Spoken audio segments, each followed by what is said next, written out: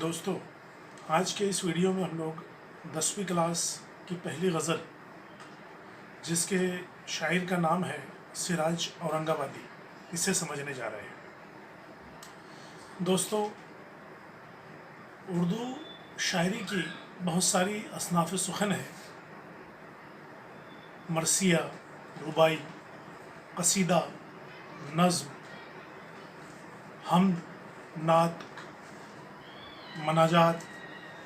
اسی طرح سے ایک مقبول ترین صنف سخن غزل ہے۔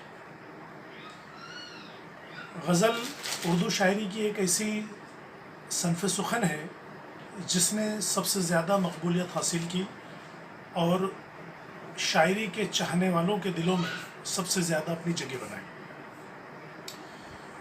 غزل کے تعلق سے کہا جائے تو پہلے غزل کی تعریف ہم لوگ دیکھتے ہیں۔ غزل کے لفظی معنی ہوتے ہیں عورت سے راز و نیاز کی باتیں کرنا۔ تیر خانے کے بعد ہرن کی جو پہلی چیخ ہوتی ہے اسے بھی غزل کہا جاتا ہے۔ دوستو، غزل کا دامن آج کے دور میں بہت وسیع ہو گیا ہے۔ غزل نے اپنے دامن میں دنیا کے تمام پہلوؤں کو یعنی زندگی کے تمام پہلوؤں کو اپنے دامن میں سمیٹ رکھا ہے۔ پہلے غزل میں صرف عشق و محبت کی باتیں کی جاتی تھی، لیکن آج کا شاعر غزل میں زندگی کے تمام پہلوؤں کو بیان کرتا ہے۔ دوستو، چلیے ہم لوگ سراج اورنگ آبادی کے ذریعے تحریر کی گئی غزل، قلم بند کی گئی غزل کا پہلا شعر لیتے ہیں۔ اول کی تم نے بھول گئے مہربانیاں، اول کی تم نے بھول گئے مہربانیاں، لانے لگے ہو خوب تغافل کی بانیاں۔ اول یعنی پہلے کی۔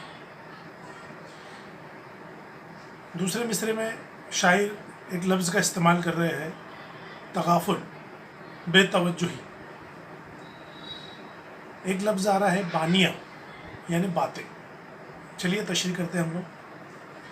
شاعر اپنے دوست سے مخاطب ہو کر اس سے شکوہ کر رہے ہیں، اس سے شکایت کر رہے ہیں کہ اے میرے دوست، ایک زمانہ ہوا کرتا تھا کہ ہم بہت گہرے دوست ہوا کرتے تھے، لیکن اس وقت میں نے اپنے حصے کی دوستی نبھائی، لیکن آج جب وقت بدل گیا، میرے حالات تھوڑے نامناسب ہو گئے، تو تم وہ تمام باتوں کو بھول گئے، ان تمام چیزوں کو تم نے بھلا دیے، اور اب تم چھوٹی چھوٹی باتوں کو لے کر مجھ پر بے توجہی کر رہے ہو، مجھے نظر انداز کر رہے ہو، مجھے نظر انداز کرنے کی تم باتیں کر رہے ہو۔ چلیے دوستو، ہم دوسرا شعر لیتے ہیں۔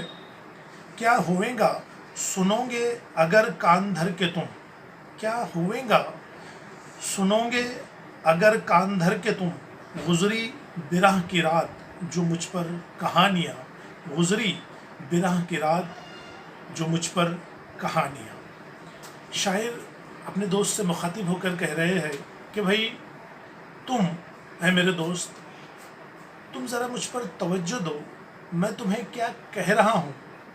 جدائی کے وقت، برا یعنی جدائی، جدائی جب تم مجھے چھوڑ کر چلے گئے، تمہارے جانے کے بعد میری زندگی کتنی بے حال ہو گئی، کتنی پریشانیوں میں میری زندگی گزر رہی ہے۔ اگر تم میری ان باتوں کو کان دھر کے یعنی توجہ سے، دھیان سے، اگر تم اسے دھیان دے کر سنو گے تو ایسا کیا ہو جائے گا، تم میری باتوں کو دھیان دے کر سن بھی نہیں رہے۔ شاعر اپنے دوست سے شکایت کر رہے ہیں کہ بھئی میں تمہیں اپنی تکلیف، اپنا درد بیان کر رہا ہوں اس وقت کا جب تم مجھے چھوڑ کر چلے گئے، اور تم مجھے چھوڑ کر چلے گئے تو تمہارے جانے کے بعد میری زندگی کتنی پریشانیوں میں گزر گئی، کتنی پریشانیاں میری زندگی میں آ گئی، تم اسے سننے کے لیے بھی تیار نہیں ہو۔ ایسی شکایت وہ اپنے لیتے ہیں۔ دامن تلک بھی ہائے مجھے دسترس نہیں، کیا خاک میں ملی ہے میری جاں فشانیاں۔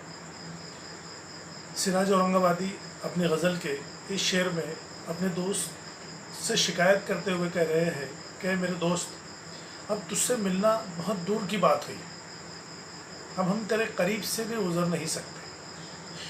ایک ज़माना हुआ करता था कि मैंने तुझ पर अपनी जान निसार किया था, अपनी जान तक मैंने जोखम में डाल दी थी, लेकिन आज तुझसे मिलना तो बहुत दूर की बात है, मुलाकात करना तो बहुत दूर की बात है, तू मेरे करीब से या मैं तेरे करीब से भी गुज़र नहीं सकता हूँ। चलिए अगला शेर लेते हैं दोस्तों। दागे फिराक लाले बागे ख़याल है, रह गई मेरे जिगर में तुम्हारी निशानियाँ। दागे फिराक जुदाई का गम, लाले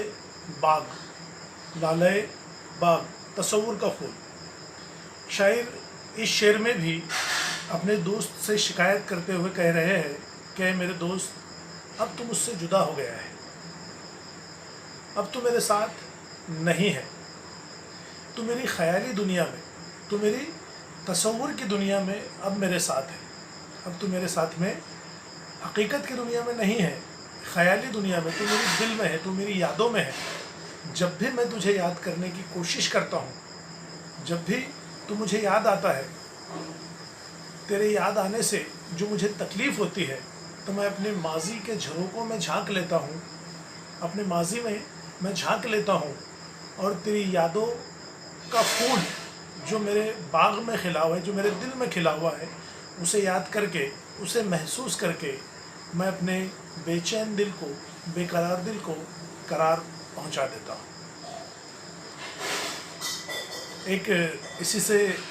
इसी शेर से मिलता हुआ एक शेर मेरे जहन में आ रहा है कि उससे मिलने की जुस्तजू भी है और वो मेरे रूबरू भी है। उससे मिलने की जुस्तजू भी है और वो मेरे रूबरू भी है। हमने सोचा कि दिल जला डाले, फिर ख्याल आया कि दिल में वो भी है। चलिए दोस्तों, यहाँ पर शायर इसी ख्याल को पेश कर रहे हैं कि दिल में उनका दोस्त मौजूद है, ख़याली दुनिया में उनका दोस्त मौजूद है। जब भी उसकी याद शायर को, सिराज औरंगाबादी को सताती है, तो वो माजी के झरोखे में झांक लेते हैं और अपने बेचैन और बेकरार दिल को सुकून पहुंचा देते हैं। अगला शेर लेते हैं। शायद किसी के कत्ल की होती है मसलहत, शायद किसी के कत्ल की होती है मसलहत, रमीज़े तेरे निगाह की सब हमने जानिया यानी जानते हैं, रमीज़े यानी इशारे।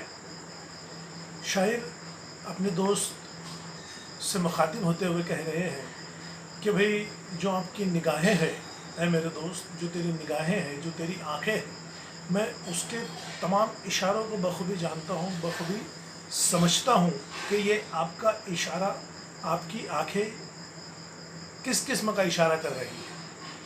और वो जिस इशारे की बात इस शेर में कर रहे हैं, तो शायर का इस शेर में कहने का मतलब ये है कि आपकी आँखें शायद अभी किसी के कत्ल का इरादा कर रही है। किसी के कत्ल का इरादा यानी मेरे से मुराद सिराज औरंगाबादी के कत्ल का इरादा कर रही है। इस तरह के बहुत सारे इशारे, ऐ मेरे दोस्त, मैं आपकी निगाह के, आँखों के तमाम इशारों को जानता हूँ, समझता हूँ। चलिए दोस्तों, अगला शेर लेते हैं। मुझ दिल के कोहितूर को सुरमा किए हो तुम, बाकी है अब तलक भी वही लन तरानियाँ, अकड़, गुरूर, घमंड, ये मीनिंग हो सकते हैं इसके। शायर आसान लफ्ज़ों में इसकी तशरीह अगर की जाए तो शायर इस शेर में ये कह रहे हैं कि मेरे दिल को तुमने जला दिया। जिस तरह से कोहितूर अल्लाह रब्बुल इज़्ज़त के जलवे से सुरमे की मानिंद जल गया था, अल्लाह रब्बुल इज़्ज़त के जलवे से, इस शेर में सनत तलमी का इस्तेमाल भी किया गया है। ऐसा शेर जिसमें किसी इस्लामी वाक़या या किसी तारीख़ी वाक़ये की तरफ इशारा किया जाए, तो उस शेर को या ऐसे शेर को सनत तलमी का शेर भी कहते हैं। इस शेर को भी आप सनत तलमी में ले सकते हैं, शुमार कर सकते हैं। चलिए दोबारा हम लोग तशरीह की तरफ बढ़ते हैं کہ مجھ دل کے کوہ طور کو سرما کیے ہو تم، باقی ہے اب تلک بھی وہی لن ترانی۔ میرے دل کو جلا دیے تم نے، سرمے کی طرح اسے سیاہ کر دیے، کالا کر دیے، جلا دیے، لیکن اتنا ہونے کے باوجود بھی میرے لیے تمہارے دل میں کسی قسم کی ہمدردی جاگی نہیں۔ میں نے اپنے حصے کی ہمیشہ دوستی نبھائی، لیکن مجھے مارنے کے بعد بھی، مجھے جلانے کے بعد بھی، مجھے سیاہ کرنے کے بعد بھی میرے لیے تمہارے دل میں دوستی تو بہت دور کی بات ہے، محبت تو دور کی بات ہے، ہمدردی تک نہیں جاگی۔ چلیے دوستو، غزل کا یہ آخری شعر، اسے ہم مقطع کا شعر بھی کہہ سکتے ہیں، کیونکہ اس شعر میں سراج اورنگ آبادی نے اپنے تخلص کا استعمال کیا ہے۔ کب لگ روا رکھوں گے تغافل سراج پر، کب لگ روا رکھوں گے تغافل سراج پر، اب اس قدر بھی خوب نہیں سراغانیاں۔ سراج اورنگ آبادی غزل کے اس شعر میں اپنے دوست سے بہت ہی انکساری سے شکایت کر رہے ہیں کہ اے میرے دوست، کب تک روا شروع رکھو گے، تم کب تک مجھ پر اس طرح سے بے توجہی کرو گے؟